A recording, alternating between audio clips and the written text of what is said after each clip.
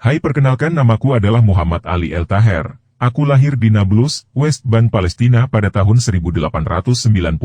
Oleh orang-orang Indonesia aku lebih sering dipanggil Ali Taher. Hubunganku dengan para pejuang kemerdekaan bangsa Indonesia sangatlah erat. Aku memulai karirku di bidang jurnalis pada surat kabar Fatah Al-Arab yang berbasis di Beirut. Dulu aku pernah menulis sebuah artikel sebagai peringatan terhadap gerakan Zionis, yang berniat membangun negara Yahudi di Palestina. Bisnisku bergerak di bidang media komunikasi. Aku pemilik 3 surat kabar, Asyura, Al-Syabab, dan Al-Alam. Surat kabar Asyura adalah media utama milikku. Aku membangun kantor informasi Arab Palestina dan Komite Palestina pada tahun 1921 di Kairo, Mesir.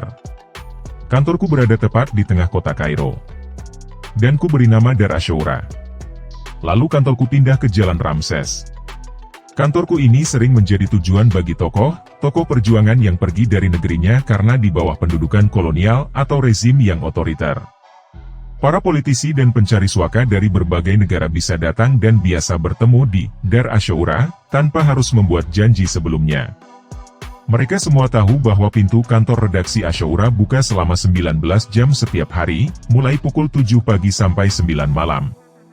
Banyak tokoh Indonesia yang berkunjung ke Dar Asyura, yaitu Muhammad Rashidi dan M. Zain Hasan, saat mereka datang ke Mesir untuk mencari dukungan kemerdekaan Indonesia pada tahun 1944. Ada juga Menteri Luar Negeri Haji Agus Salim dan Wakil Presiden Muhammad Hatta, ketika berkunjung ke Mesir dan ku jamu mereka di Dar Asyura. Pada saat agresi militer Belanda yang kedua pada tanggal 19 Desember 1948 yang dipimpin Jenderal Simon Hendrik Spoor dalam Operasi Gagak, mengakibatkan ibu kota Yogyakarta jatuh ke tangan tentara Belanda. Bahkan para pemimpin Republik Indonesia, mulai dari Presiden Soekarno, Wakil Presiden Muhammad Hatta, hingga Menteri Luar Negeri Haji Agus Salim ditangkap dan kemudian diasingkan.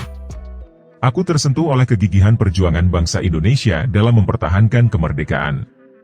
Tanpa ragu aku menarik semua uang yang kusimpan di Bank Arabia untuk kupersembahkan bagi perjuangan rakyat Indonesia. Saat itu aku berkata, terimalah semua kekayaan saya ini untuk memenangkan perjuangan Indonesia.